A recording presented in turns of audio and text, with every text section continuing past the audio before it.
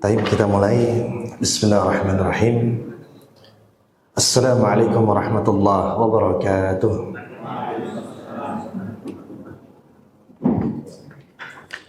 Alhamdulillahi ala ihsanih wa syukru lahu ala taufiqihi wa amtinanih. Wa ashhadu an la ilaha illallah wahdahu la syarika lahu ta'ziman li sya'nih wa ijlalan li sultanih. Wa ashhadu anna Muhammadan abduhu wa rasuluh ad-da'i ila ridwanih. Allahumma salli wa sallim wa barik wa an'im ala nabiyyina Muhammadin wa ala alihi wa sahbihi ajma'in wa man ihtada bihudahum ila yaumiddin. Allahumma aslih lana dinana alladhi huwa ismatu amrina wa aslih lana dunyana allati fiha ma'ashuna wa aslih lana akhiratana allati fiha ma'aduna waj'alil hayata ziyadatan lana fi kulli khair waj'alil mauta rahatan lana min kulli syarr. Alhamdulillahirabbil alamin. Segala puji bagi Allah Subhanahu wa taala yang telah melimpahkan segala nikmat, rahmat dan karunia-Nya kepada kita sekalian, sehingga pada pagi yang berbahagia ini Allah Subhanahu wa taala mentakdirkan kita untuk berjumpa di tempat ini dalam rangka silatul ukhuwah. Kemudian salawat serta salam semoga senantiasa tercurahkan kepada suri teladan kita, junjungan kita Nabi Muhammad sallallahu alaihi wasallam, kepada keluarga beliau, para sahabat beliau dan orang-orang yang istiqamah dalam berpegang teguh dengan petunjuk Nabi sallallahu alaihi wasallam dan tali agama Allah Subhanahu wa taala. Para asatidzah sekalian dan para ustadzat yang semoga dirahmati oleh Allah Subhanahu wa taala. Sebelum kita memulai pembahasan topik yang insyaallah akan saya sampaikan pada pagi hari yang berbahagia ini, izinkan saya untuk menyampaikan rasa apresiasi dan terima kasih yang sebesar-besarnya kepada segenap pengurus Lembaga Pendidikan Islam Muharrikun Najah yang telah berkenan memberi kesempatan kepada kami untuk berbagi sedikit ilmu yang kami miliki. Semoga Allah Subhanahu wa taala membalas kebaikan para asatidzah sekalian dengan balasan dan kebaikan yang berlipat ganda. Dan kemudian semoga Allah Subhanahu wa taala menambahkan kepada kita semua keikhlasan, taufiknya, ilmu yang bermanfaat serta amal soleh. Para asatidzah dan ustadzat, a'azzani Allah wa iyyakum. Sebenarnya pada awalnya ketika pertama kali saya dihubungi oleh Ustadz Muslim, beliau meminta kesediaan saya untuk melakukan semacam diskusi dengan para asatidzah sekalian, ya. Awalnya saya mengira model diskusinya ini seperti rapat pada umumnya. Jadi kita duduk melingkar, tapi rupanya ya pada pagi hari ini saya diminta untuk menyampaikan semacam atau membahas topik yang terkait dengan dunia pendidikan. Karena kita semua yang hadir di tempat ini adalah para praktisi pendidikan. Kemudian saya berpikir, kira-kira topik apa yang sesuai untuk momen seperti ini. Maka setelah mohon taufik dari Allah Subhanahu wa taala, saya akhirnya memilih tema kajian yang bertajuk menjadi guru Rabbani yang sukses dalam perspektif Al-Quran dan Sunnah Nabawiyah. Baik, para asatidzah dan ustadzat yang dimuliakan Allah Subhanahu wa taala, menjadi seorang guru merupakan salah satu profesi yang sangat mulia.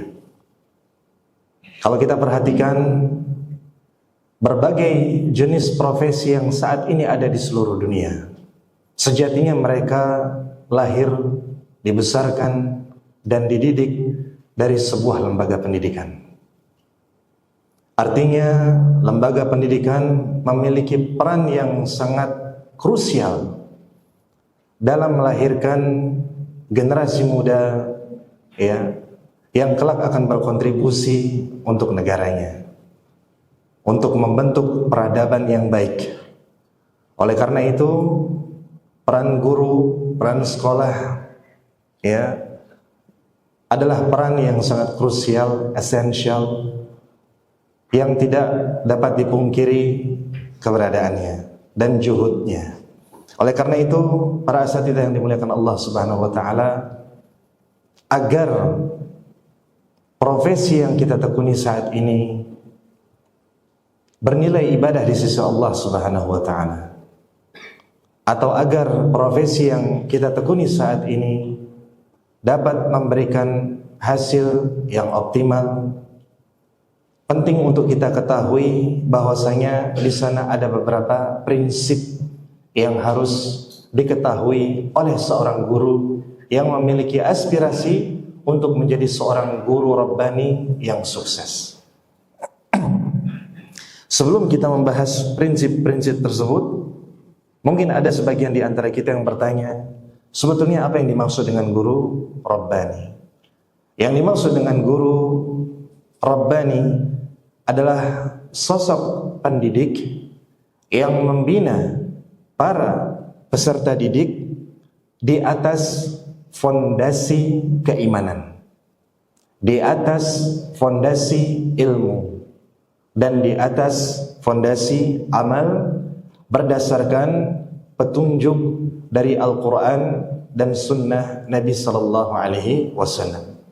Saya ulangi, yang dimaksud dengan guru Rabbani adalah sosok pendidik yang membina para peserta didik atau generasi muda di atas fondasi keimanan, ilmu, dan amal berdasarkan petunjuk Al-Quran dan Sunnah Nabi Sallallahu Alaihi Wasallam. Ya, kalau ada guru yang Rabbani, maka ada guru yang tidak Rabbani. Ya, artinya guru apabila ia tidak mendasari profesinya dengan petunjuk Al-Quran dan Sunnah Nabi Sallallahu Alaihi Wasallam, maka dia tidak dikatakan sebagai seorang guru yang Rabbani. Ada banyak sekali guru di dunia ini, jumlah mereka mungkin ya ada jutaan, tapi tidak semua di antara mereka dapat diklasifikasikan sebagai seorang guru Rabbani.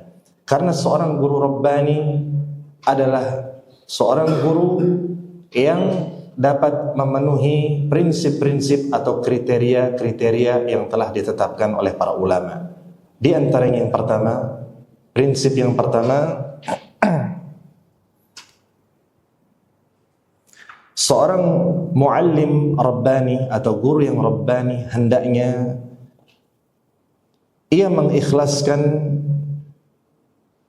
setiap apa yang ia lakukan yang terkait dengan profesinya semata-mata mengharap wajah Allah Subhanahu wa taala. Ini adalah prinsip yang pertama. Al-ikhlasu asasu at-ta'limir rabbani. Bahwasanya keikhlasan merupakan asas dari pendidikan Rabbani. Terkait dengan keikhlasan, ya banyak di antara para asatidzah yang insyaallah mengetahui dalil-dalil ya yang terkait dengan keikhlasan. Di antaranya adalah firman Allah Subhanahu wa taala di dalam surah Al-Bayyinah ayat kelima. Allah Subhanahu wa taala berfirman, "Wa ma umiru illa liya'budullaha mukhlishina lahuddin." Padahal mereka tidaklah diperintah kecuali agar beribadah kepada Allah Subhanahu wa taala dengan memurnikan ketaatan kepada Allah Subhanahu wa taala. Yang dimaksud dengan memurnikan ketaatan kepada Allah adalah kita membersihkan setiap amal ketaatan yang kita lakukan dari noda-noda syirik atau hal-hal yang dapat mengurangi pahala dari amal ketaatan yang kita lakukan atau bahkan menghapuskan ya pahala dari amal tersebut. Oleh karenanya para asatidzah yang dimuliakan Allah Subhanahu wa taala, para ulama kita ya banyak di antara mereka manakala mereka menulis karya tulis ilmiah, mereka meletakkan hadis tentang niat di awal kitab mereka. Katakanlah Al-Imam An-Nawawi rahimahullah ta'ala, beliau membuka kitab beliau yang bernama Al-Arba'in An-Nawawiyah dengan hadis tentang niat. Ini menunjukkan bahwasanya niat memiliki tempat yang agung, tempat yang krusial, tempat yang sangat penting di dalam Islam.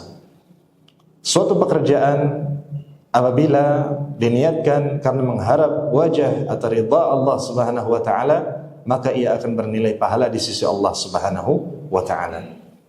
Rasulullah sallallahu alaihi wasallam bersabda dalam hadis yang sahih dikeluarkan oleh Imam Bukhari dan Muslim, innamal a'malu binniyat.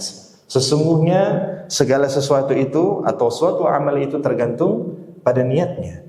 Wa innama likulli imri'in ma nawa. Dan sejatinya setiap orang akan dibalas sesuai dengan apa yang dia niatkan. Faman kanat hijratuhu ila Allah wa rasulih fa hijratuhu ila Allah wa rasulih. Barang siapa yang hijrahnya karena Allah Subhanahu wa taala dan Rasulnya yang mulia alaihi salatu wassalam, maka hijrahnya dinilai sebagai hijrah kepada Allah dan Rasulnya. Wa man kanat hijratuhu lid dunya yusibuha aw imra'atin yankihuha fa hijratuhu ila ma hajara ilaihi. Namun sebaliknya, apabila niat daripada hijrahnya tadi ya karena dunia yang ingin ia peroleh atau wanita yang ingin dia nikahi, maka hijrahnya itu dinilai sesuai dengan apa yang dia niatkan. Ya, hadis tentang niat ini memiliki kedudukan yang agung di dalam Islam. Oleh karenanya banyak para ulama menjadikan hadis tentang niat ini di awal kitab yang mereka tulis. Para asatidzah yang dimuliakan Allah Subhanahu wa taala, keikhlasan ya untuk menjadi seseorang yang ikhlas ini membutuhkan effort, membutuhkan usaha, membutuhkan upaya yang tidak sedikit. Ya. Karena sejatinya keikhlasan sebagaimana yang disebutkan oleh Imam Asy-Syaukani rahimahullahu taala, al-ikhlasu ayaqsida al-'abdu bi'amalihi wajha Allah Subhanahu wa taala. Keikhlasan menurut Al-Imam Asy-Syaukani rahimahullah adalah seorang hamba melaksanakan ketaatan kepada Allah Subhanahu wa taala, beribadah kepada Allah Subhanahu wa taala semata-mata mengharap wajah Allah, mengharap ridha Allah Subhanahu wa taala. Dan profesi mengajar, terlebih mengajar ilmu syariat, ini merupakan profesi yang sangat mulia. Ini merupakan ibadah. Ya, apabila niat kita tulus, niat kita benar, maka kita akan mendapatkan pahala dari Allah Subhanahu wa taala.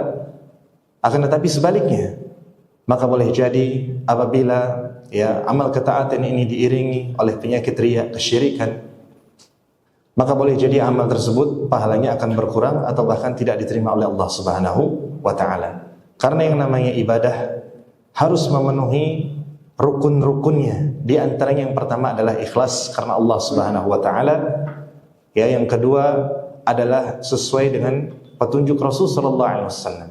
Allah Subhanahu wa taala berfirman, "Walladzi khalaqal mauta wal hayata liyabluwakum ayyukum ahsanu amala."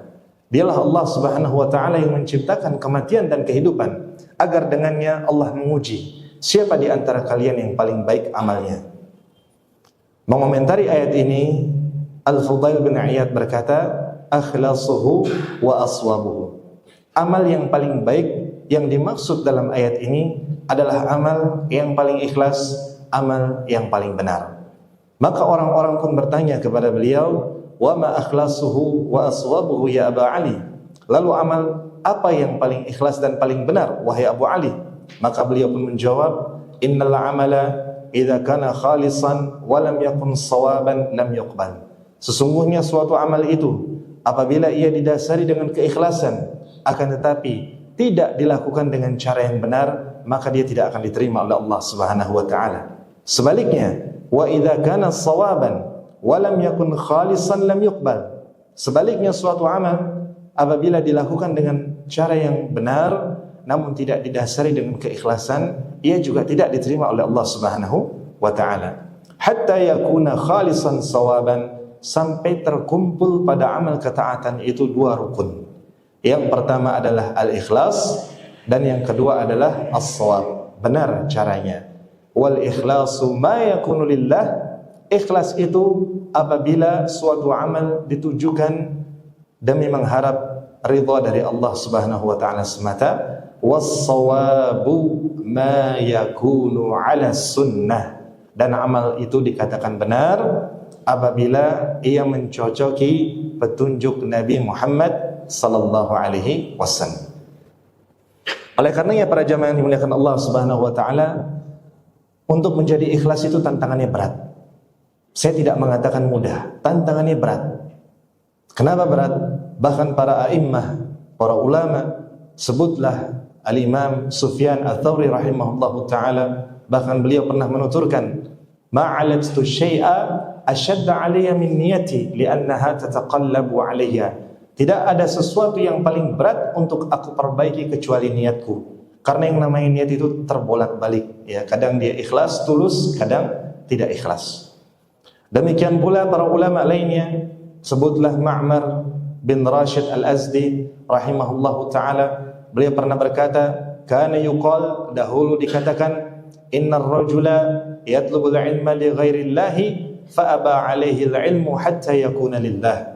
Ya, dahulu ada orang yang menuntut ilmu bukan karena Allah Subhanahu wa taala, maka ilmu itu akan enggan kepadanya sampai ia benar-benar mengikhlaskan amal ketaatannya karena Allah Subhanahu wa taala. Demikian pula para ulama lainnya, ya, katakanlah Yusuf Al-Husain rahimahullahu taala, beliau pernah mengatakan, a'azzu syai'in fid dunya al-ikhlas, sesuatu yang paling mulia di sisiku adalah keikhlasan. Kalau kita tanya kepada setiap orang, apa hal yang paling berharga di sisi Anda? Ya, ada yang menjawab harta, anak, istri, kedudukan, jabatan, dan lain sebagainya. Namun menurut Yusuf ibn Al-Husain rahimahullah, sesuatu yang paling berharga di dunia ini bagi beliau adalah keikhlasan. Beliau melanjutkan, kam ajtahidu fi isqatir riya'i an qalbi walakinnahu ka'annahu yanbutu 'ala launin akhar. Betapa sering aku berusaha untuk menghilangkan penyakit riya dari dalam hatiku, akan tetapi rupa-rupanya niat itu selalu, riya itu selalu tumbuh, ya, dengan warna yang berbeda-beda. Artinya untuk menghilangkan penyakit riya, ya, yang dapat membatalkan amal ketaatan kita, menyebabkan kita tidak memperoleh pahala, bahkan menyebabkan amal kita tidak diterima oleh Allah Subhanahu wa taala, ini membutuhkan upaya yang sangat besar. Sulaiman Al-Hashimi rahimahullahu taala juga pernah menuturkan, rubbama uhadditsu bi haditsin wahid wa li niyyatun.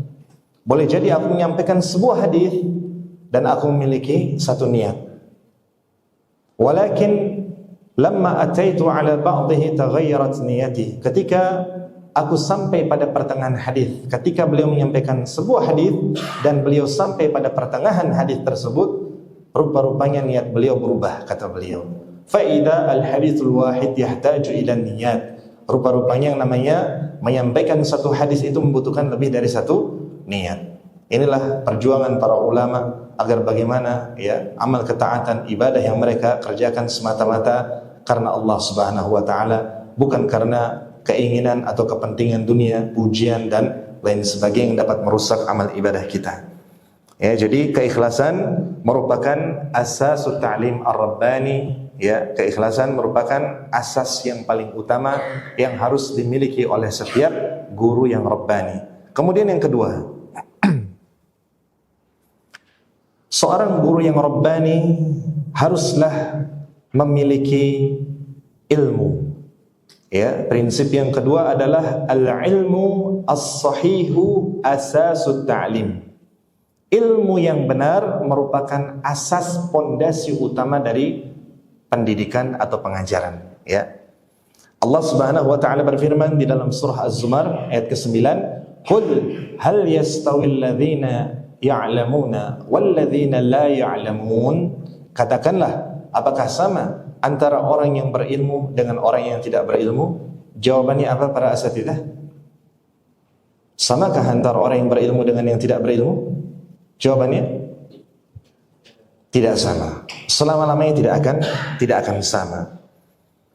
Seorang guru rabbani Ia adalah sosok individu, sosok pendidik yang berupaya keras agar ilmu yang ia ajarkan kepada muridnya didasari dari dua sumber utama pedoman kaum muslimin yang tidak lain adalah Al-Quran dan As-Sunnah sesuai dengan pemahaman para salafus saleh.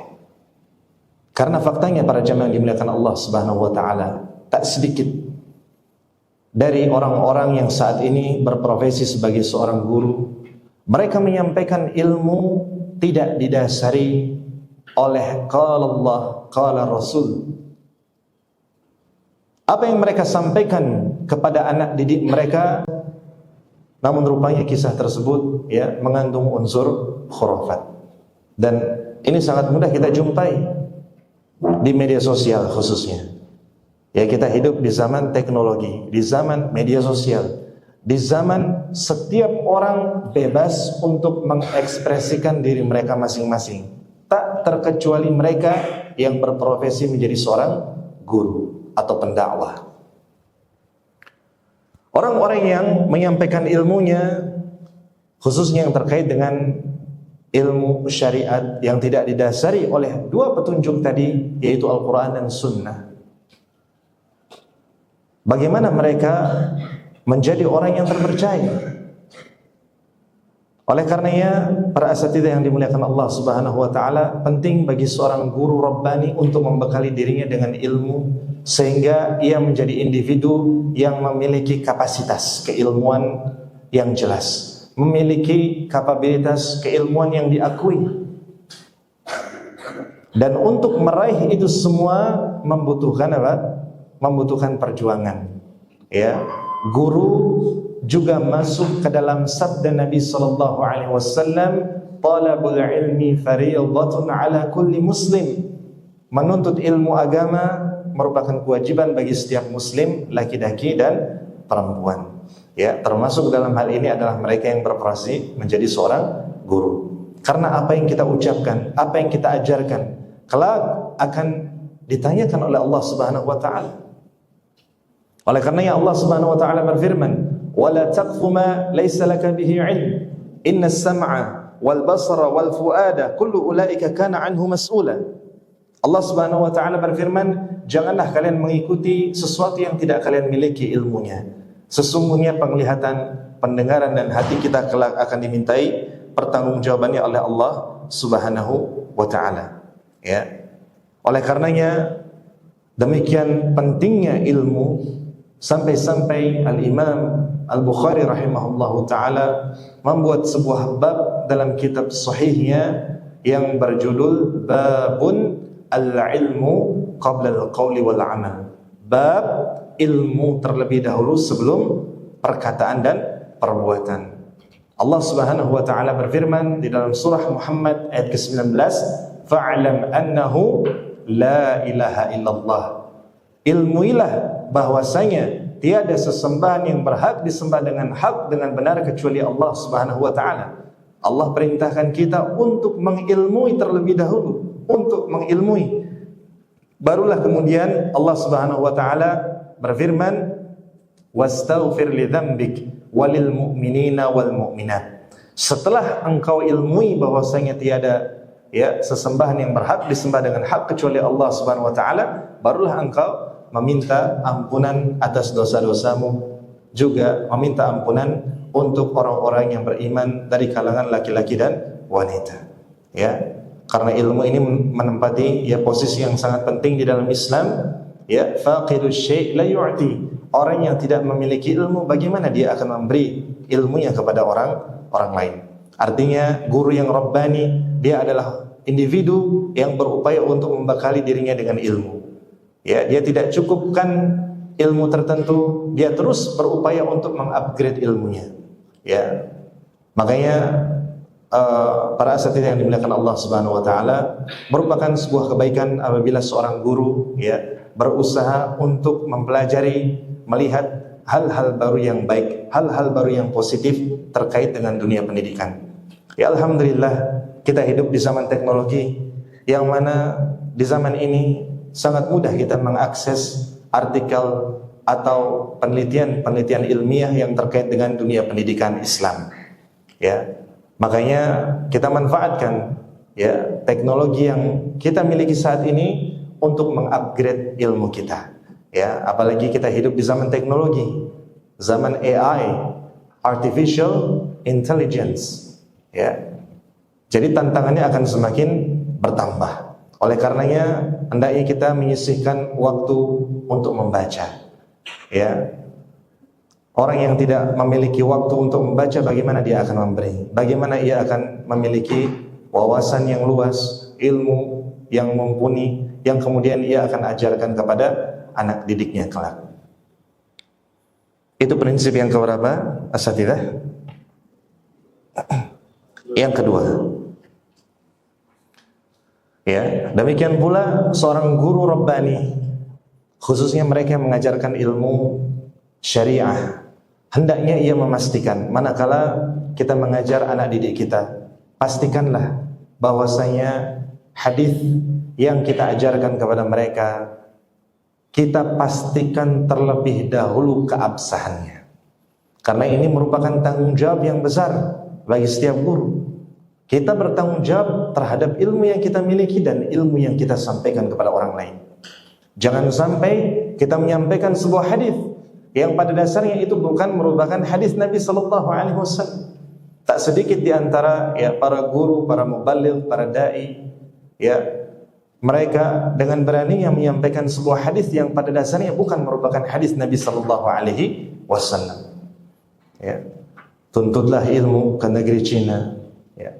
Tidur di bulan Ramadan adalah ibadah, dan banyak sekali hadis-hadis yang tidak sah yang bukan merupakan hadis Nabi sallallahu alaihi wasallam. Hendaknya kita takut, ya, karena Rasul sallallahu alaihi wasallam dalam hadis yang sahih pernah bersabda, "Man kadzdzaba alayya muta'ammidan falyatabawwa maq'adahu minan nar." Barang siapa yang sengaja berdusta atas namaku, artinya ia menyampaikan sesuatu yang ia sangka sebagai hadis, namun pada hakikatnya bukan hadis Nabi sallallahu alaihi wasallam, falyatabawwa maq'adahu minan nar, hendaknya ia mempersiapkan tempat duduknya dari api neraka. Na'udzubillahi min dzalik. Alhamdulillah, para asatidzah, teknologi di zaman ini membantu kita untuk mengakses ya hadis-hadis atau athar-athar atau riwayat-riwayat yang ingin kita pastikan apakah riwayat-riwayat tersebut sah atau tidak.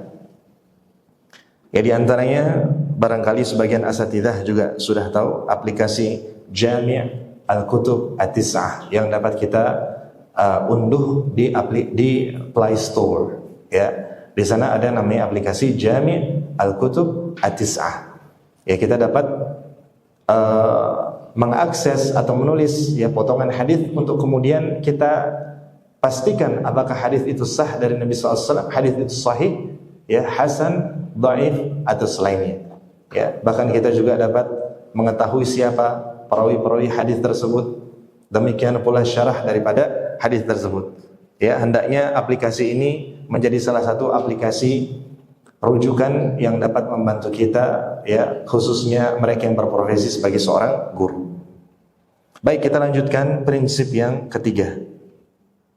Prinsip yang ketiga adalah al-qudwatu al-hasanah fis suluk. Hendaknya seorang guru rabbani dia menjadi sosok individu yang dapat menjadi teladan bagi murid-muridnya. Ya, Allah Subhanahu wa taala berfirman di dalam surah Al-Ahzab ayat ke-21, "Laqad kana lakum fi Rasulillahi uswatun hasanah." Telah ada pada diri Rasulullah sallallahu alaihi wasallam itu uswah hasanah, teladan yang baik. Para asatidzah yang dimuliakan Allah Subhanahu wa taala, terkadang kita lupa. Kita sering menyeru, mengajak anak didik kita, orang lain, mari kita mengikuti Rasulullah sallallahu alaihi wasallam. Tapi umumnya yang kita ajak adalah mengajak mereka bagaimana ya Rasul sallallahu alaihi wasallam berakidah, beribadah. Tapi jarang di antara kita atau mungkin sebagian di antara kita lupa bahwasanya kita juga diperintahkan untuk meneladani bagaimana akhlak Nabi kita Muhammad sallallahu alaihi wasallam. Kita tidak hanya diperintahkan untuk mengikuti beliau dalam aspek akidah dan ibadah saja, tapi juga dalam aspek akhlak, adab dan moral. Karena beliau adalah sebaik-baik Rasul yang diutus oleh Allah Subhanahu wa taala. Oleh karenanya Allah Subhanahu wa taala memberikan pujian kepada beliau, wa innaka la'ala khuluqin 'azim. Sesungguhnya engkau memiliki akhlak yang sangat mulia, akhlak yang sangat agung. Allah Subhanahu wa taala memuji nabinya sallallahu alaihi wasallam. Pujian atau rekomendasi yang Allah berikan di dalam ayat-ayat ini merupakan isyarat bahwasanya Allah menghendaki kita meniru atau mengikuti Nabi kita sallallahu alaihi wasallam, termasuk di antaranya dalam aspek akhlak, Oleh karenanya para asatidzah yang dimuliakan Allah Subhanahu wa taala, disebutkan dalam kitab Al-Basirah fi Da'wati ila Allah, walihada fa inna min ablaghi wasail at-ta'thiri 'ala an-nasi huwal qudwatul hasanah. Oleh karena itu, salah satu sarana yang paling efektif untuk mempengaruhi manusia adalah keteladanan yang baik. فَالنُّفُوسُ مَجْبُولَةٌ عَلَى عَدَمِ الْإِنْتِفَاءِ بِكَلَامٍ مَنْ لَا يَعْمَلُ بِعَمَلِهِ وَلَا يَنْتَفِعُ بِهِ. Sebab jiwa manusia secara tabiat tidak akan mengambil manfaat dari perkataan orang yang tidak mengamalkan ilmunya. Makanya kalau kita lihat lembaga pendidikan terkecil yang lebih kecil daripada sekolah apa?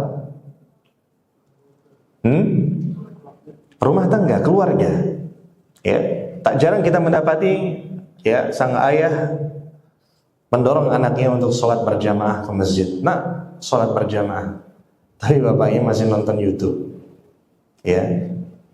Tak jarang orang tua mengajarkan anaknya, nak, kamu tidak boleh merokok, tapi bapaknya merokok dan lain sebagainya. Anak kecil itu adalah makhluk yang paling pandai dalam meniru orang tuanya. Oleh karenanya para asatidzah yang dimuliakan Allah Subhanahu wa taala, termasuk di antaranya para murid, para murid, mereka adalah para individu yang paling baik dalam meniru siapa? Gurunya. Yang pertama kali mereka lihat adalah akhlak daripada gurunya. Bagaimana etika gurunya, bagaimana adab gurunya. Mereka adalah sebaik-baik peniru. Bahkan terkadang contoh dalam perbuatan, teladan dalam perbuatan itu lebih ablag. Apa yang dimaksud dengan lebih ablag? Lebih efektif dibandingkan hanya dengan ucapan omongan semata. Oleh karenanya seorang guru Rabbani, dia tidak hanya mengajak kepada kebaikan semata, akan tetapi dia juga berupaya untuk mengamalkan apa yang ia ucapkan.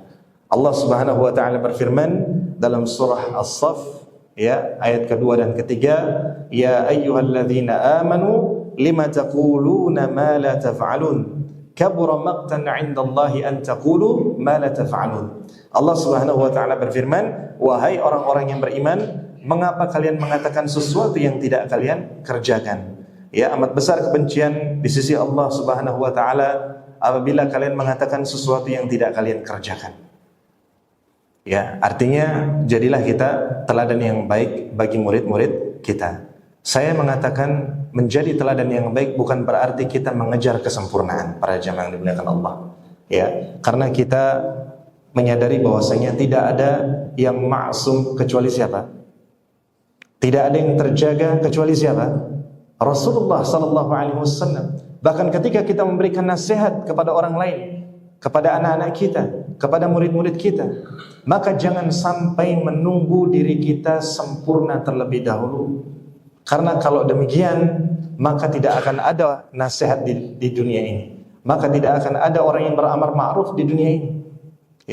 Salah seorang ulama pernah mengatakan, "Lau lam ya'idh illa ma'sumun minaz zalal, lam ya'idhin nasa ba'da Rasulillah sallallahu alaihi wasallam ahadun, li'annahu la ismata li ahadin ba'dahu." Kata seorang ulama, seandainya kalau yang menasihati orang lain itu diharuskan maksum, diharuskan dia adalah sosok yang maksum, terjaga dari kesalahan, lam ya'idhin nas ba'da Rasulillah sallallahu alaihi wasallam, maka tidak akan ada orang yang memberikan nasihat setelah siapa? Rasulullah sallallahu alaihi wasallam. Li'annahu la ismata li ahadin ba'dahu, karena tidak ada sosok individu yang maksum terjaga dari kesalahan setelah wafatnya Rasulullah sallallahu alaihi wasallam. Karena beliau seoranglah yang dijaga oleh Allah Subhanahu wa taala dari kesalahan. Artinya jangan menunggu menjadi sosok individu yang sempurna baru kemudian kita memberikan nasihat. Tidak demikian. Sampaikanlah nasihat itu meskipun terkadang ya kita juga memiliki beberapa kekurangan. Ya, artinya kita beramar ma'ruf nahi munkar, kita memberikan nasihat, wasiat, ya, dan pengarahan bimbingan kepada anak didik kita. Prinsip yang keberapa para asatidzah? Masih semangat nggak jamaah? Masih ya? Masih sambil nguap. Jadi saya nggak yakin lanjut atau enggak nih. Lanjut nggak? Insya Allah. Lanjut ya. Barakallahu fikum. Baik. Prinsip yang keempat adalah ar-rahmatu bil muta'allimin. Ar-rahmatu bil muta'allimin. Artinya apa? Ar-rahmatu bil muta'allimin. Hendaknya kita ini memiliki sifat rahmah, kasih sayang kepada siapa? Anak didik kita. Allah Subhanahu wa taala berfirman dalam surah Ali Imran ayat 159, "Fabima rahmatin minallahi linta lahum." Ya, maka berkat rahmat dari Allah Subhanahu wa taala, engkau wahai Muhammad bersikap lemah lembut kepada mereka. Walau kunta faddan ghalidhal qalbi lam faddu min haulik. Seandainya engkau bersikap keras dan kasar, niscaya mereka akan menjauhkan diri mereka darimu. Ya, artinya seorang guru rabbani harus memiliki sifat rahmah, kasih sayang kepada murid-muridnya. Ya, karena semua orang tahu para jamaah yang dimuliakan Allah Subhanahu wa taala, mendidik para siswa itu mudah atau sulit? Sulit. Ya, karena sejatinya para siswa yang kita didik itu memiliki beragam karakteristik yang berbeda satu sama lainnya. Ada di antara mereka yang memiliki hafalan yang sangat kuat, yang sangat cepat.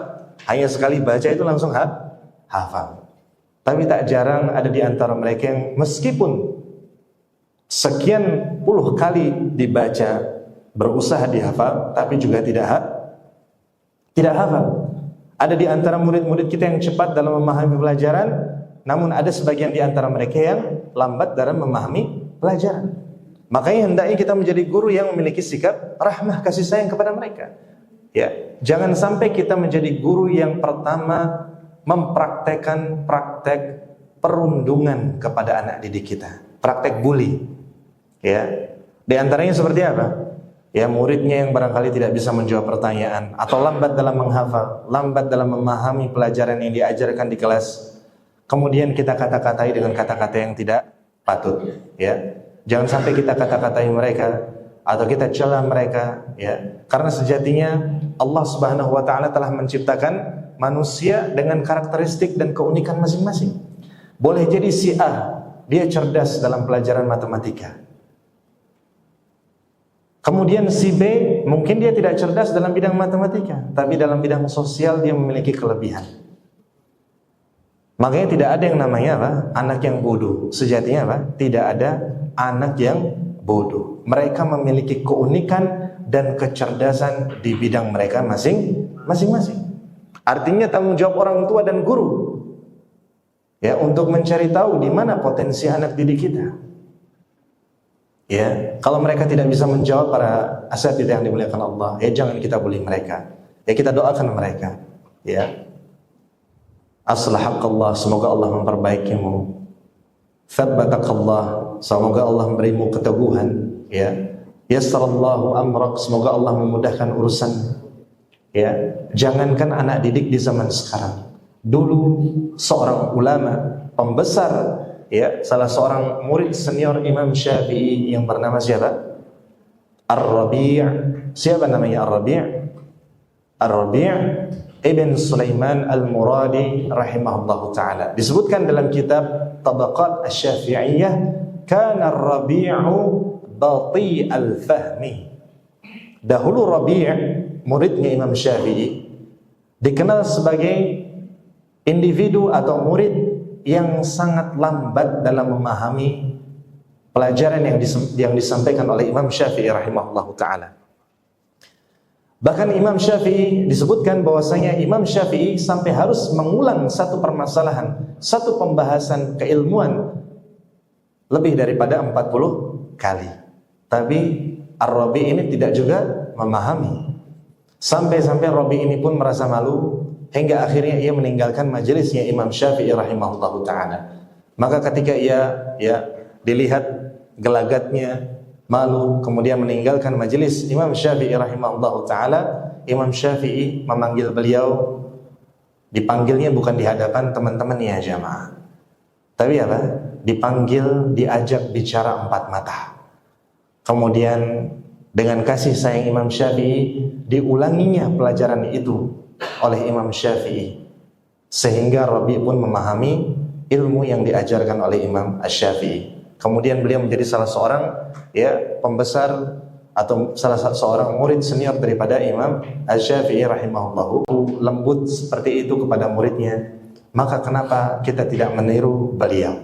Ya, kalau ada di antara anak didik kita yang terlambat dalam menghafal, lambat dalam memahami pelajaran, kita panggil empat mata. Apa gerangan yang terjadi padamu nak? Kita tanya kepada mereka. Ya, barangkali yang memiliki ada permasalahan yang mungkin tidak kita ketahui, terluput dari kita, entah itu masalah keluarga. Terkadang sebagian anak-anak yang broken home, yang tidak mendapatkan kasih sayang dan perhatian di rumah, ya bagaimana mereka akan fokus untuk belajar? Ya, oleh karenanya para asatidz yang dimuliakan Allah Subhanahu wa taala, hendaknya guru adalah sosok yang memiliki sikap rahmat dan kasih sayang kepada muridnya. Ada sebuah kisah yang belum saya dapat pastikan keabsahannya, tapi mudah-mudahan ini dapat menjadi motivasi dan pelajaran bagi kita. Ya, suatu ketika di sebuah sekolah, di sebuah kelas, di suatu pelajaran tertentu, kalau tidak salah pelajaran hadis, ada seorang murid yang kerap kali mendapatkan perundungan dari teman-temannya lantaran ia jarang berinteraksi di kelas, jarang menjawab pertanyaan dari sang guru, karena ia memiliki kelemahan dalam menghafal, kelemahan dalam memahami pelajaran. Guru tadi apa itu ngah? Dia menyadari bahwasanya muridnya ini adalah korban bully teman-temannya di kelas. Sehingga sang guru manakala pelajaran telah usai, beliau mempersilahkan murid-murid lainnya untuk meninggalkan kelas dan meminta murid yang dibully tadi untuk diam di kelas. Kemudian manakala kelas itu menjadi sepi dan tersisa hanya seorang guru dan seorang murid, seorang guru tadi mengeluarkan robekan kertas yang berisi tulisan hadis Nabi sallallahu alaihi wasallam. Beliau pun meminta kepada sang murid untuk menghafal hadis ini, karena hadis ini akan ia tanyakan beberapa hari kemudian pada pertemuan selanjutnya. Maka sang murid yang tertinggal tadi pun berupaya keras untuk mengamalkan apa yang diwasiatkan oleh sang guru. Tibalah pertemuan selanjutnya. Sang guru menanyakan, siapa di antara kalian yang hafal hadis A? Maka tidak ada yang mengangkat tangan. Tak satu pun di antara murid-murid mereka murid-murid beliau yang mengangkat tangan, kecuali murid yang dibully tadi. Ia mengangkat tangan dengan percaya diri, ia membacakan hadis yang ia hafal, maka teman-temannya pun takjub. Pelajaran dari kisah ini, para asatidz yang dimuliakan Allah Subhanahu wa taala, terkadang ucapan yang keluar dari lisan kita dapat terkadang kalimat yang mungkin kita anggap kalimat sepele atau kata-kata yang sepele, tapi itu bisa menjadi besar di sisi murid kita. Kalau ia adalah kata-kata positif, maka ia akan memberikan dampak yang baik untuk murid kita. Sebaliknya, apabila kita turut membuli murid kita di kelas, mencelanya, maka boleh jadi kata-kata tersebut akan diingat sepanjang masa oleh murid kita, sehingga ia menjadi orang yang paling jauh dari motivasi, inspirasi dari sang guru. Dan bahkan tidak sedikit di antara mereka yang justru memilih untuk meninggalkan kelas, meninggalkan sekolah, lantaran ia malu. Dia tidak memiliki semangat dan motivasi lagi untuk belajar. Guru yang Rabbani adalah seorang guru yang dapat mengangkat ruh ma'nawiyah, semangat motivasi daripada murid-muridnya. Ia merupakan sosok yang dapat menjadi inspirasi bagi murid-muridnya.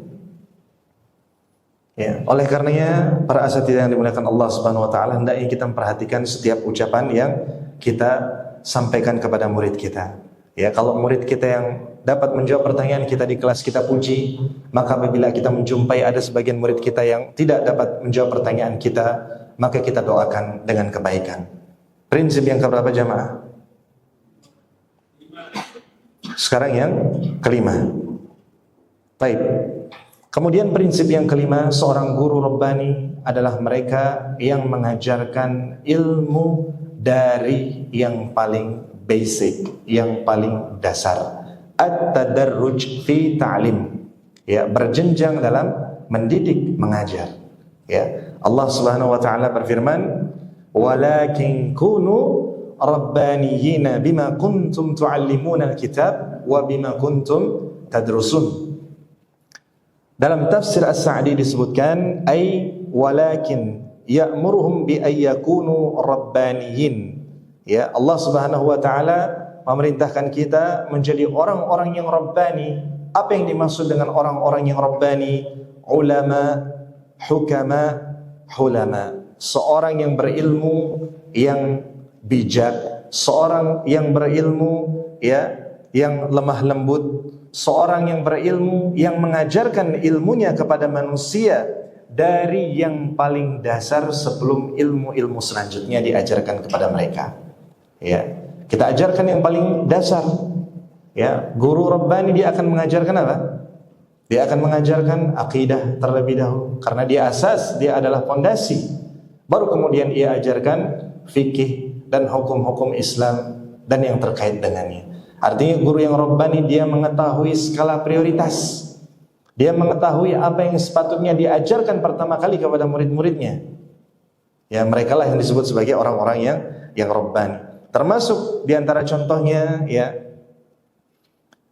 adalah hendaknya seorang guru memperhatikan apabila ia mengajarkan bidang keilmuan yang terkait dengan akidah, maka yang paling dulu diajarkan apa? Para asatidzah. Yang paling mudah saja. Di antara contohnya adalah apa? Ini mikrofonnya sudah mau sakaratul maut ini. Artinya sudah ada sinyal Time is over.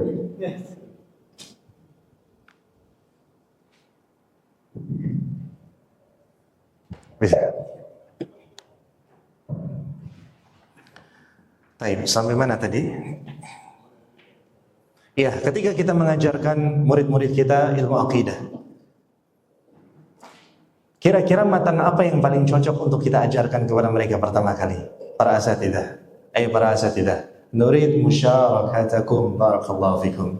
Mal kitab akthar munasabah atau munasibah litulab fi bidayat at-talab. Kira-kira kitab atau matan akidah apa yang paling cocok kita ajarkan kepada murid-murid kita, pada murid-murid pemula? Ustaz Arman, barakallahu fikum. Ushul tsalatsa, barakallahu fikum. Kemudian kita pindah kepada jenjang yang lebih sulit, al-qawaidul arba'.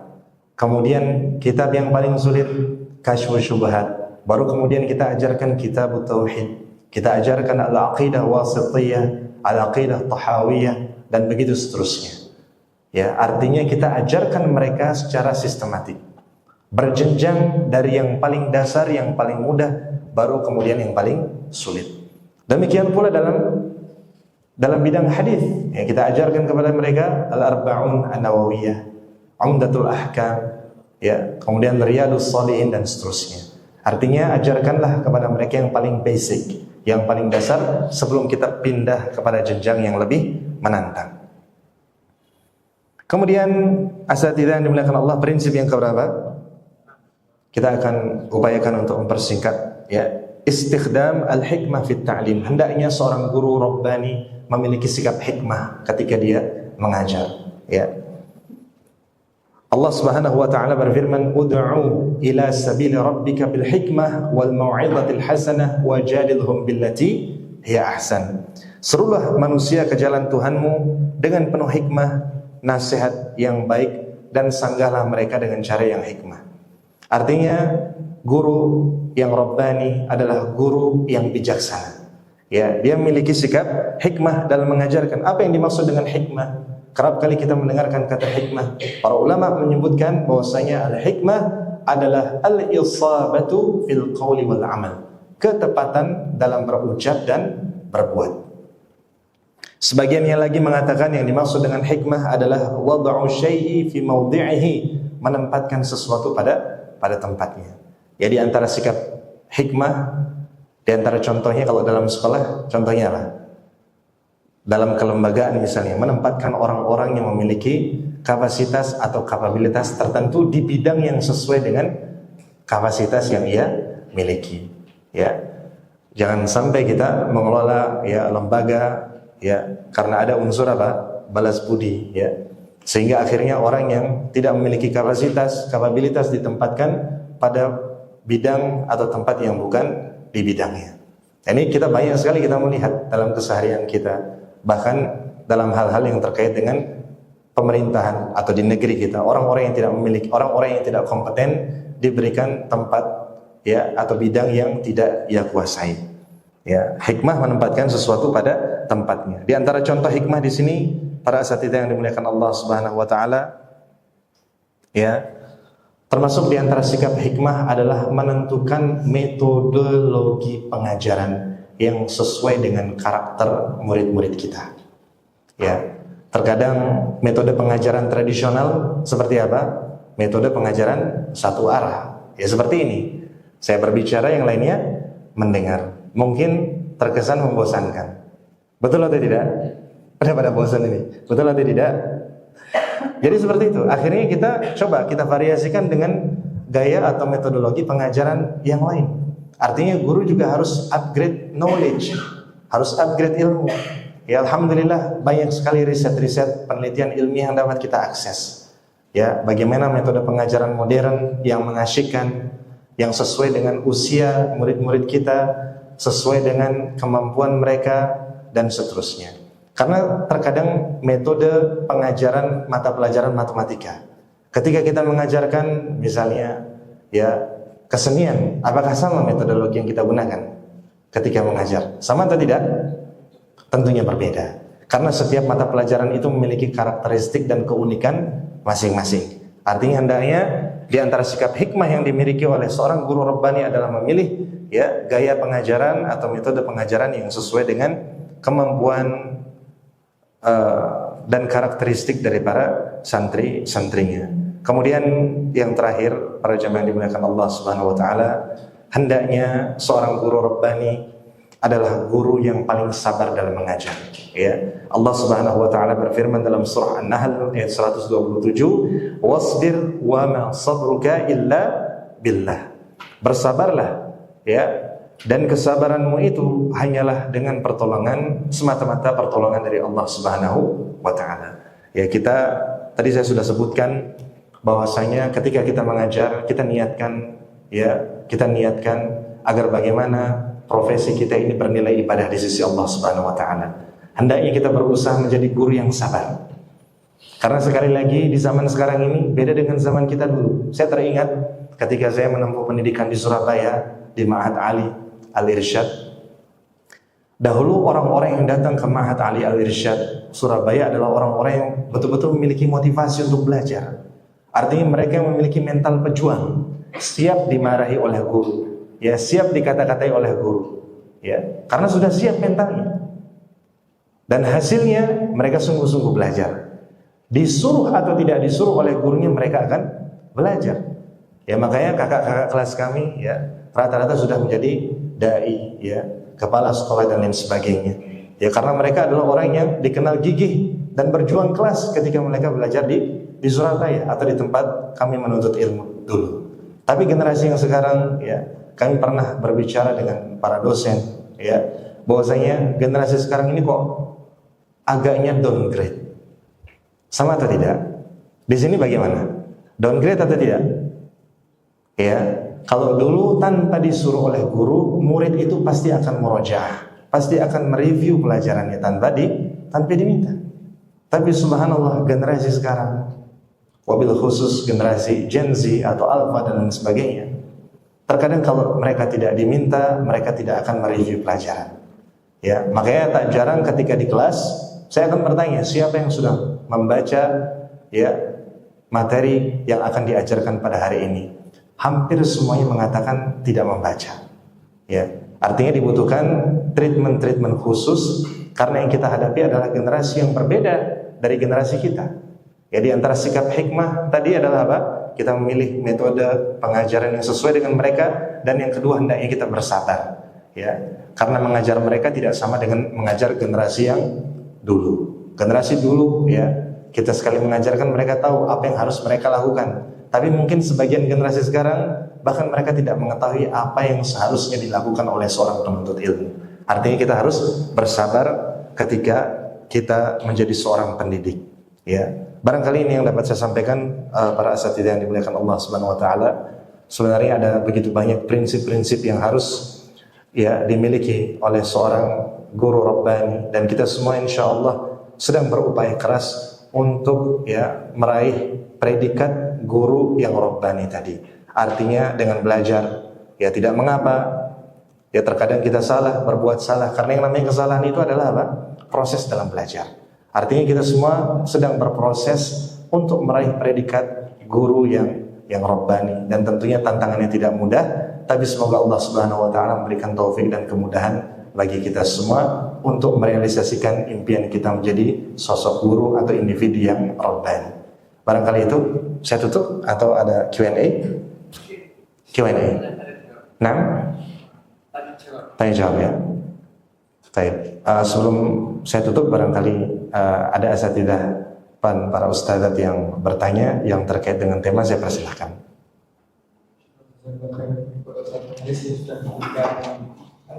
Materi tadi ada 7 poin, teman-teman, ada 7 poin. Mungkin nanti bisa dibuat sendiri, ya, 7 poin. Jadi, mengenai yang terakhir tadi, yang sabar tadi itu yang paling yang perlu yang bisa perlu kita miliki, karena sering kita lihat ini ditulis nggak tadi, ini ditulis nggak tadi, ini nggak tadi, gitu ya. Itu mungkin kita bersabar dan harus antri, gitu. Baik kepada teman-teman, silakan teman-teman yang ingin menanyakan mengenai yang sesuai dengan materi, ya, nanti silakan untuk ditanyakan. Monggo.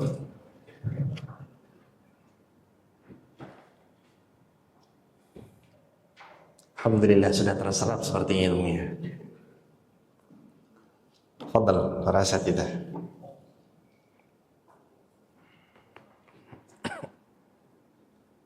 Bagi ustaz atau ustazah, silakan apabila ingin menanyakan.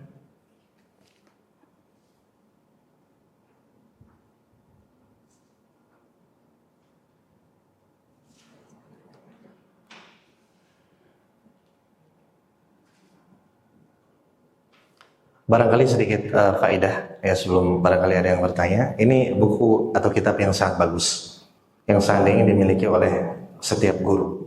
Nama kitabnya adalah Daur al-Muallimin fi Taqaddumil Alam al-Islami wa Takhallufihi. Peran para guru dalam kemajuan, ya, dunia Islam, ya, dan keterbelakangannya. Ini bagus sekali kalau kita baca atau yang berprofesi menjadi para guru. Sebetulnya banyak sekali kitab-kitab yang terkait dengan tarbiyah Islamiyah, tapi karena adanya keterbatasan di negeri kita mungkin susah untuk mengakses kitab-kitab seperti ini. Yang mudah-mudahan suatu saat Allah mudahkan, ya, ketika sebagian para asatidzah dan ustadzat, ya, berziarah ke kota Nabi SAW, akses semakin mudah untuk mendapatkan buku-buku seperti ini. Dan sebagiannya ada dalam bentuk atau format PDF. Ya, mudah-mudahan kitab-kitab ini bermanfaat. Silakan para asatidzah, ada yang ditanyakan? Kalau tidak kita bisa gimana dulu kan? Jadi kita yang di sini dalam waktu itu tidak hanya guru dunia saja, tidak hanya guru dunia, jadi ada guru umum seperti guru matematika, fisika, biologi, kimia, bahasa Inggris, bahasa Indonesia juga. Itu apakah bisa bermanfaat atau memiliki potensi juga untuk menjadi guru yang komplain tadi? Iya. Terus kalaupun ada polosnya itu sebagai apa yang harus kami buat? Iya. Barakallahu fikum, pertanyaan yang sangat baik sekali ya. Beliau menyebutkan bahwasanya di lembaga ini sebagian guru berlatar belakang pendidikan agama, sebagiannya pendidikan non agama. Apakah mereka juga memiliki peluang untuk menjadi guru Rabbani? Jawabannya adalah iya. Setiap orang berpeluang untuk menjadi guru Rabbani. Asalkan niatnya apa? Ikhlas karena Allah Subhanahu wa taala. Ya. Karena tidak dipungkiri para asatidzah yang dimuliakan Allah Subhanahu wa taala, kita tidak dapat memungkiri bahwasanya ilmu-ilmu keduniaan juga memiliki apa? Kontribusi positif bagi perkembangan lembaga-lembaga keislaman, dakwah, bahkan dunia Islam itu sendiri. Ya. Di antaranya apa? Contohnya yang paling mudah apa? Teknologi. Ilmu teknologi, ya kita juga harus melek teknologi. Ya. Karena dengan adanya teknologi, para asatidzah yang dimuliakan Allah Subhanahu wa taala, akan lahir aplikasi-aplikasi yang sangat bermanfaat seperti aplikasi yang saya sebutkan tadi. Adanya aplikasi Jami' Al-Kutub At-Tis'ah yang mana para guru dapat mengakses hadis-hadis Nabi sallallahu alaihi wasallam. Ya. Apabila niat kita tulus, ikhlas mengharapkan wajah Allah Subhanahu wa taala, maka insyaallah dengan memenuhi ya prinsip-prinsip yang tadi saya sebutkan, insyaallah setiap orang memiliki peluang potensi untuk menjadi guru yang Rabbani. Ya, karena yang sejatinya kita Islam dengan lembaga non-Islam apa aja para asatidzah? Value-nya, nilainya. Artinya kita ajarkan anak didik kita matematika, bahasa Inggris, tapi juga kita sisipkan nilai-nilai keislaman. Nah, kau belajar bahasa Inggris ini, engkau niatkan. Mudah-mudahan ini menjadi sarana untuk mengajarkan Islam kebaikan kepada orang lain. Ya, kita lihat tokoh-tokoh ya internasional seperti Dr. Zakir Naik, salah satu pendakwah yang memberikan kepada saya inspirasi untuk belajar bahasa Inggris saat itu. Setelah saya pikir-pikir, ternyata bahasa Inggris ini sangat krusial, sangat penting. Terbukti ketika ya saya saat berada atau studi di kota Madinah, saya kurang lebih dari 10 tahun saya bertugas menjadi penerjemah di musim haji dan umrah. Ya. Dengan keterbatasan bahasa saat itu, saya hanya menguasai bahasa Arab saja. Orang-orang yang mengambil manfaat dari saya hanya orang-orang Arab saja. Tapi ketika saya belajar bahasa Inggris, ya, saya meluangkan waktu saya untuk belajar bahasa Mandarin juga. Artinya saya bisa memberikan lebih. Tidak hanya terbatas pada kelompok masyarakat tertentu saja. Yang penting niatnya, ya. Kita motivasi murid kita, nak, kau belajar matematika, mudah-mudahan memberikan manfaat kepadamu di masa depan, ya. Jadi semuanya berpotensi untuk menjadi guru yang Rabbani, asalkan niatnya tulus, asalkan ikhlas. Dan tentunya kita sisipkan nilai-nilai keislaman manakala kita mengajarkan murid-murid kita. Ya. Barangkali seperti itu, Ustaz. Barakallahu fikum, wallahu a'lam.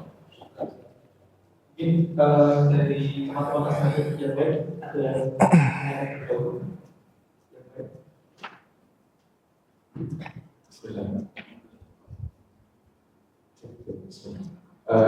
yang sama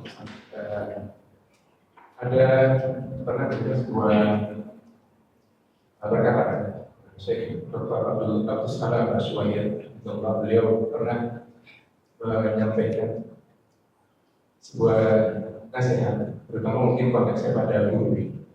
Beliau pernah menjelaskan, saya pernah mendengar potongan beliau mengatakan, "Abdul Talib ilaih ahammu min wajibatihi fi ibqa'i al-kalimah. Kurang lebih usaha seorang guru itu gimana caranya, yang lebih utama adalah gimana caranya agar murid itu mencintai ilmu dibandingkan dengan sekedar menyampaikan kalimat atau menyampaikan ilmu. Jadi pertanyaannya, apakah ada strategi khususnya untuk gimana caranya anak-anak zaman sekarang, terutama kan zaman sekarang, apalagi kita di pendidikan Islam di pondok, di sekolah yang kita cari adalah para Genzi, para generasi strawberry, terutama yang memang sebenarnya mereka itu untuk belajar di pesantren itu sulit atau berat, bahkan kebanyakan kalau saya ditawarkan kebanyakan banyak yang nggak punya sebenarnya. Dan gimana caranya agar mereka ini kita menumbuhkan agar mereka ini suka atau cinta terhadap ilmu? Apakah ada strategi gimana caranya kita bersemangat untuk mengajarkan materi, tapi ternyata dari mereka saja tidak ada semangat atau tidak suka dalam belajar? Dengan ada strategi khususnya. Baik, barakallahu fikum. Jawabannya ada, yaitu ada pada prinsip ke-8 yang sebetulnya belum sempat saya sampaikan. Ya, karena ada begitu banyak prinsip tadi ya. Ada begitu banyak prinsip bagaimana kita melahirkan, memotivasi orang-orang atau murid-murid atau individu yang tidak memiliki semangat untuk thalabul ilm. Itu ada. Ya, di antaranya adalah yang pertama, seorang guru hendaklah yang menjadi sumber inspirasi bagi muridnya. Makanya ketika saya mengajar di kelas, saya tidak plek mengajarkan mata kuliah semata, akan tetapi bila ada kesempatan saya memberikan motivasi kepada mereka, yang mengingatkan mereka agar mereka menjadi murid-murid yang bertakwa dan seterusnya. Kemudian di antara cara untuk menumbuhkan semangat bagi para peserta didik yang terkadang ya mungkin dia masuk ke pesantren bukan karena dorongan dirinya sendiri, tapi juga karena apa? Dorongan daripada orang tua. Di antara caranya apa? Adalah dengan memberikan tahfiz. Apa itu tahfiz? Tashji'. Apa itu tashji'? Tashji' itu apa artinya? Memberikan motivasi. Memberikan motivasi kepada mereka. Memberinya dengan apa? Di antaranya adalah dengan apa yang dicontohkan oleh Nabi kita Muhammad sallallahu alaihi wasallam. Sekarang begini, kita diperintahkan untuk meneladani Nabi kita sallallahu alaihi wasallam. Bukankah demikian? Kita melihat Nabi sallallahu alaihi wasallam apakah hanya sebagai sosok seorang dai saja? Bahkan beliau adalah sosok guru terbaik. Makanya kalau kita ingin melihat bagaimana kualitas seorang guru, maka lihatlah kualitas daripada murid-muridnya. Dan kualitas dari Nabi Sallallahu Alaihi Wasallam itu terpancar atau terlihat manakala kita melihat bagaimana murid-murid beliau yang dulu beliau didik, yaitu yang tidak lain adalah siapa? Para sahabat radhiyallahu taala anhum ajma'in. Kuntum khaira ummatin ukhrijat linnas. Allah Subhanahu wa taala berfirman, kalian adalah orang-orang yang dilahirkan kepada manusia, ta'muruna bil ma'ruf wa tanhauna 'anil munkar, beramar ma'ruf nahi munkar. Karena mereka adalah orang-orang yang dahulu mendapatkan inspirasi dari Nabi sallallahu alaihi wasallam, motivasi dari Nabi sallallahu alaihi wasallam. Apabila kita mengingatkan murid-murid kita, nak, apabila engkau ikhlas dalam menuntut ilmu, apabila engkau bersungguh-sungguh dalam menuntut ilmu, kamu perlu tahu loh bahwasanya ilmu ini kelak akan mengantarkanmu kepada surga. Nabi sallallahu alaihi wasallam telah mengajarkan kepada kita, mencontohkan bagaimana kita memberikan motivasi kepada orang lain. Kita memberikan motivasi dengan menyebutkan balasan-balasan, pahala-pahala, reward yang akan diperoleh seseorang yang tulus dalam menuntut ilmu, yang bersungguh-sungguh dalam menuntut ilmu. Di antara yang kita sebutkan hadis Nabi SAW, man salaka tariqa yaltamisu fihi ilma sahalallahu lahu tariqan ilal jannah. Barang siapa yang menempuh suatu perjalanan dalam rangka mempelajari agama Allah Subhanahu wa taala, maka Allah Subhanahu wa taala akan memudahkan jalannya menuju surga. Nah, ini menuntut ilmu ini ada rewardnya, yaitu apa? Jalan menuju surga. Ya. Kemudian kita sebutkan hadis-hadis lainnya, wa innal malaikata la tad'u ajnihatiha li talibil ilm ridan bima yasna. sesungguhnya para malaikat ya membuka sayap-sayap mereka kepada para penuntut ilmu. Mereka ridha dengan apa yang dilakukan oleh para penuntut ilmu. Kemudian kita memberikan motivasi kepada murid-murid kita. Nah, seandainya engkau telah memiliki ilmu, maka engkau ajarkan ilmu itu tepat kepada orang lain. Karena di sana ada reward yang menantimu. Apa rewardnya? Rasulullah SAW bersabda, "Muallimul khairi yastaghfiru lahu kullu syai' hatta al-hutu fil bahr." Hadis sahih. Ya, bahwasanya orang yang mengajarkan kebaikan akan dimintai ampunannya kepada Allah Subhanahu wa taala oleh setiap makhluk, bahkan ikan paus yang berada di lautan. Subhanallah. Dengan menyebutkan reward, balasan, pahala, ini setidaknya akan memberikan motivasi kepada murid-murid kita. Tapi apakah hasilnya akan efektif, Ustaz? Maka ini kembali kepada individu-individu tersebut. Bagaimana cara menyampaikan seorang guru? Bagaimana seorang guru memberikan inspirasi kepada murid-murid mereka? Hasilnya barangkali berbeda. Ya, karena sekali lagi para asatidz yang dimuliakan Allah Subhanahu wa taala, kita hanya dapat melakukan yang terbaik yang kita miliki. Adapun hasilnya kita serahkan kepada siapa? Allah Subhanahu wa taala. Allah lah yang menggerakkan hati murid-murid kita. Allah lah yang membukakan pintu bagi murid-murid kita. Berikanlah yang terbaik yang kita miliki untuk mereka. Jadilah sumber inspirasi bagi mereka. Ya, sampaikan kepada mereka bahwasanya ilmu ini adalah bekal bagi kita di dunia maupun ke akhirat, akan membuka jalan bagi kita menuju keridhaan Allah Subhanahu wa taala dan surganya Allah Subhanahu wa taala. Barangkali itu yang dapat saya sampaikan. Ya, ini adalah reward dari sisi apa? Akhirat. Tapi terkadang juga saya sebagai seorang pengajar di kelas, tak jarang saya memberikan reward kepada murid-murid saya yang aktif. Ya, yang aktif membaca. Biasanya saya akan tanya kepada mereka, siapa, saya akan tanya satu-satu, ma injazatukum, apa saja capaian yang kau pelajari selama 1 minggu belakangan ini. Ya, kalau bagus biasanya saya akan berikan reward. Kalau ada di antara mereka yang bisa menjawab pertanyaan saya akan memberikan reward sesuai dengan kemampuan gurunya. Ya, fattaqullah mastata'tum, bertakwalah sesuai dengan kemampuan kita. Kalau kita sanggup memberikan reward, yang bisa jawab yang benar jawabannya, kita kasih ya amplop 1 juta misalnya. Ya bangkrut, ya 1 minggu ternyata bangkrut, ya ini akan memberikan motivasi sesuai dengan kemampuan kita. Ya, hadiah tak harus uang, terkadang buku, ya dan seterusnya. Ya, barangkali itu yang dapat saya jawab, Ustaz. Mudah-mudahan bisa memenuhi ya ekspektasi antum. Barakallahu fikum. Ada yang bertanya lagi?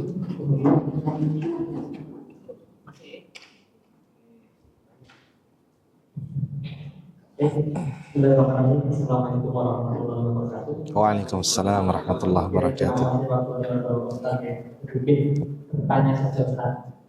Ini berkaitan tentang bentuk ini nanti menjadi bentuk kedoliman kita kepada santri atau tidak. Misalnya seperti ini. Tadi kan dengan menyampaikan materi itu dari yang basic dan baru yang high. Oke, kita lakukan itu.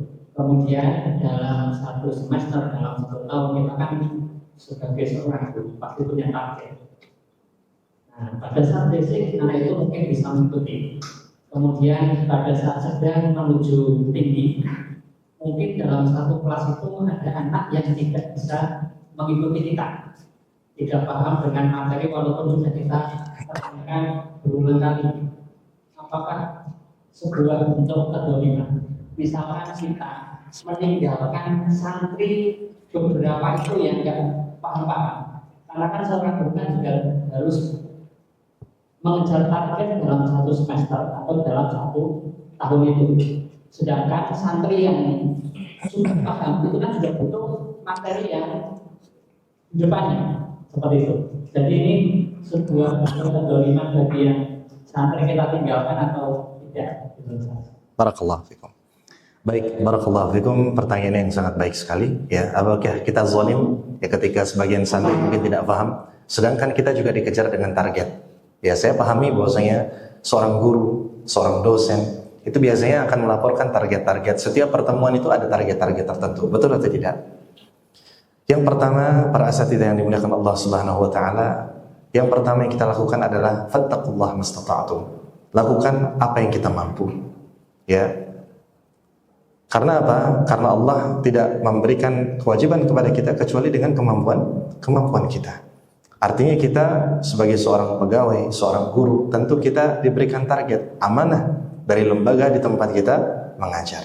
Ya, bahwasanya pertemuan pertama targetnya seperti ini, kedua seperti ini, dan seterusnya.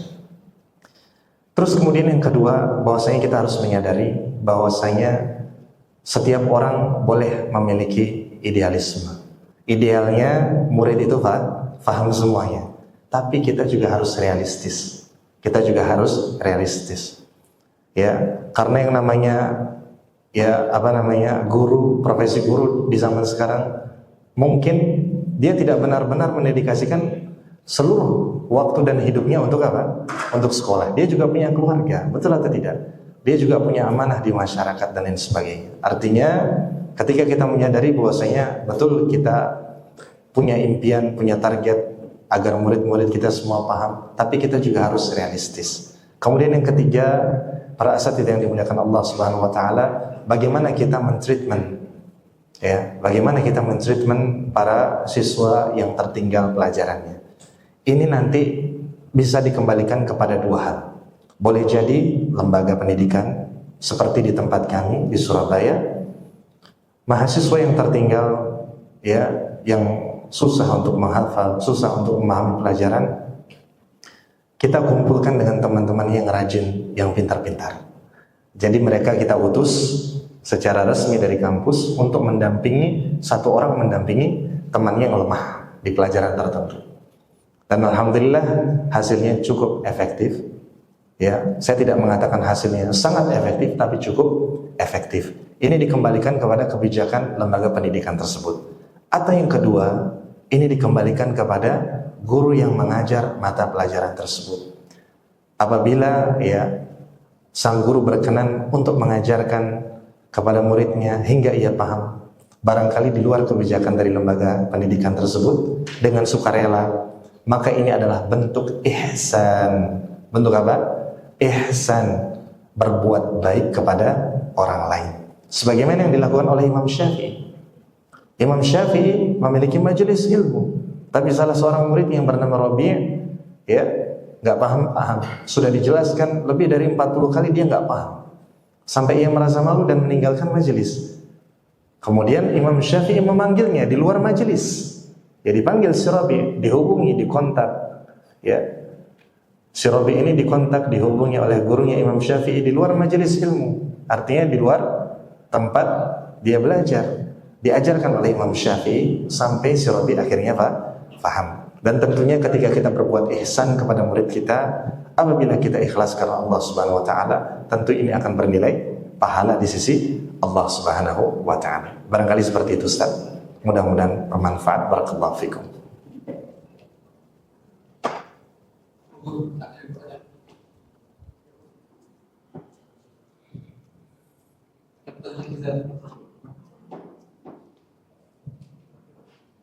Silakan menyampaikan pertanyaan mungkin kurang lebih sama seperti yang kita Muslim, bagaimana kita memotivasi anak, khususnya kepada yang kelas 12 yang mungkin mau keluar, bagaimana kita memotivasi mereka agar mencintai pelajaran Islam khususnya,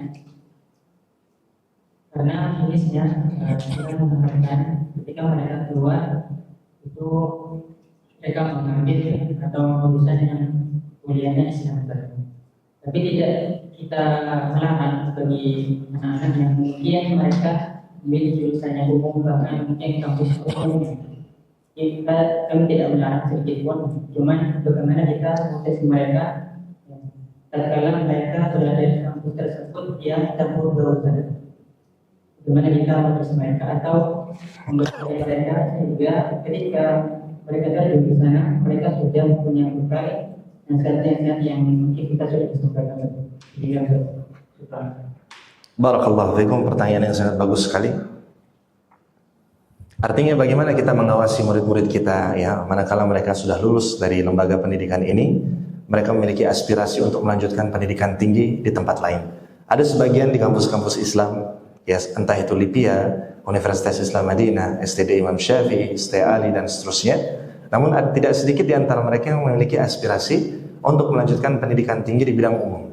Ya, maka tugas kita sebagai seorang guru tentunya ya, selama mereka berstatus sebagai seorang anak didik di tempat atau lembaga pendidikan yang kita bernaung di dalamnya, maka kita ajarkan mereka dengan optimal. Ya, bagi mereka yang mengajar ilmu syar'i, hendaknya kita selalu mengingatkan mereka arti daripada takwa kepada Allah Subhanahu wa taala.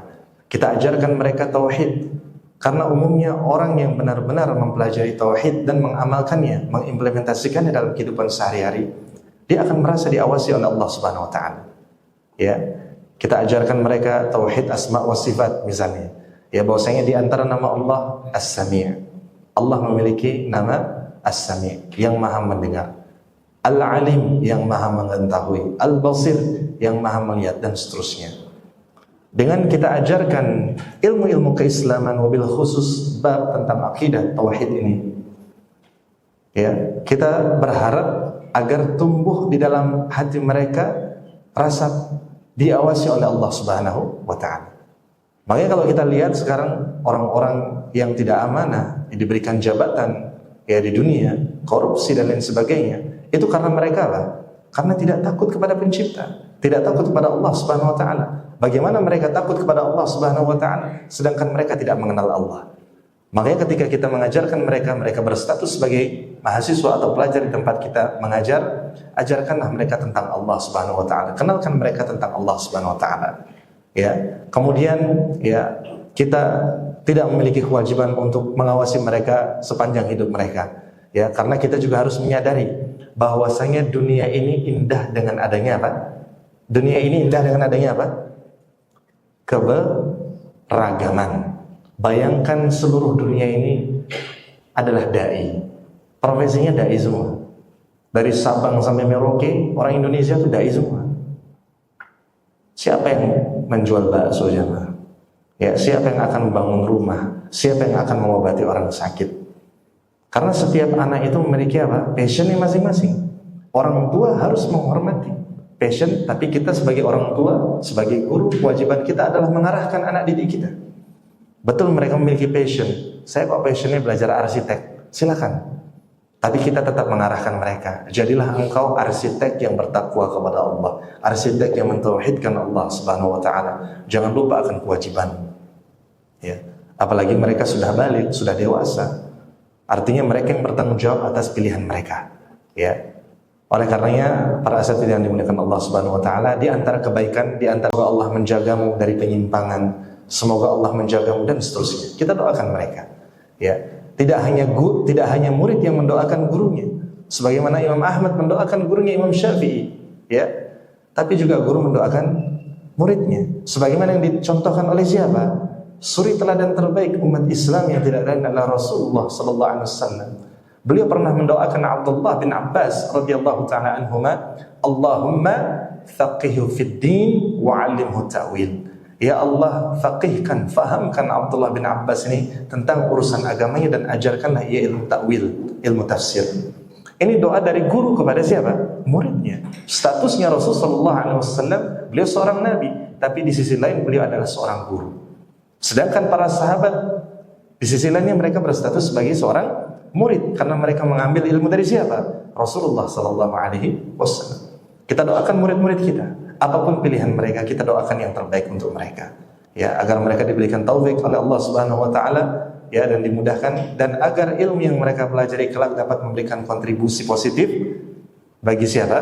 Umat Islam. Ya. Umat Islam merasakan enggak kontribusi positif dari ilmu-ilmu keduniaan? Merasakan tidak? Merasakan. Di antaranya apa? Contoh ilmu teknologi nuklir. Ya, kan sekarang ada pembangkit listrik tenaga nuklir, katanya lebih efisien, ya, lebih efisien. Kalau kita pelajari ilmu tersebut, ilmu keduniaan tersebut, kita niatkan untuk memberikan kontribusi kepada umat Islam, Akhirnya mereka bayar listrik dengan biaya yang murah dan seterusnya, mudah mengakses listrik dan seterusnya. Bukankah ini adalah hal yang bermanfaat untuk mereka? Apabila orang-orang kaum muslimin dapat mengakses listrik dengan biaya yang lebih murah, akhirnya mereka dapat mengakses tayangan-tayangan televisi yang bermanfaat, yang positif, ya, kajian keislaman dan lain sebagainya. Tentu ini akan bernilai pahala di sisi Allah Subhanahu wa Ta'ala. Artinya guru tetap kita berikan motivasi, jangan sampai hubungan itu terputus manakala mereka berstatus sebagai alumni. Ya, guru yang baik, seorang murid yang baik, dia akan terus menjaga hubungan itu agar tetap terjalin dengan guru atau muridnya. Jadi seperti itu, saling memberikan motivasi, saling mengingatkan satu sama lain, dan saling menasihati dalam kebaikan dan kebenaran serta dalam kesabaran. Barakallahu fikum. Wallahu a'lam. Jadi sebelumnya nanti ada pertanyaan terakhir, mungkin ada bisa. Tadi sudah terakhir ya. Oke. Baik para asatidzah dan ustadzat yang dimuliakan oleh Allah Subhanahu wa Ta'ala, demikian kajian yang dapat kami sampaikan pada kesempatan yang berbahagia ini, yang bertajuk menjadi seorang guru Rabbani yang sukses berdasarkan perspektif Al-Quran dan Sunnah. Tentu dalam penyampaian kajian pada pagi hari ini terdapat begitu banyak kekurangan karena keterbatasan ilmu kami, ya. Maka apabila ada kebenaran di dalamnya, sesungguhnya itu semua berasal semata-mata hanya dari Allah Subhanahu wa Ta'ala. Apabila ada kekeliruan, kesalahan dalam penyampaian materi, maka itu berasal dari diri saya pribadi. Oleh karena itu saya mohon ampun kepada Allah Subhanahu wa Ta'ala atas kekeliruan tersebut. Dan sebagai penutup, saya berdoa semoga lembaga pendidikan Islam Muharrikun Najah menjadi salah satu lembaga pendidikan Islam terdepan di Indonesia di masa depan, dan semoga Allah Subhanahu wa Ta'ala memberikan taufik kepada kita, para pengajar, para peserta didik yang ada di dalamnya, sehingga kelak kita dapat berkontribusi bagi pembangunan peradaban Islam, masyarakat, dan lain sebagainya. Mungkin ini yang dapat saya sampaikan. Kurang lebihnya mohon maaf. Aku qauli hadza astaghfirullah li wa lakum. Subhanakallahumma wa bihamdik asyhadu an la ilaha illa anta astaghfiruka wa atubu ilaik. Wa sallallahu wasallam baraka ala nabiyyina Muhammad wa ala alihi wa sahbihi ajma'in. Walhamdulillahi rabbil alamin. Wassalamu alaikum warahmatullahi wabarakatuh.